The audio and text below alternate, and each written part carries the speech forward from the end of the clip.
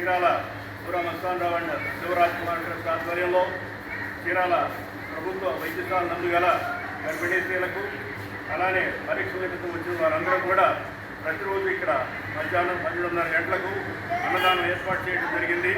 ఈరోజు సందర్భం ఏమంటే ఈ హాస్పిటల్లో పనిచేసినటువంటి వారు అంగీలా జోసెఫ్ గారి యాంజల్ జోసెఫ్ గారి పుట్టినరోజు సందర్భంగా వారి తల్లిదండ్రులు జి సంపత్ కుమార్ సునీత గారు ఈరోజు అన్నదానాన్ని సహకరించారు.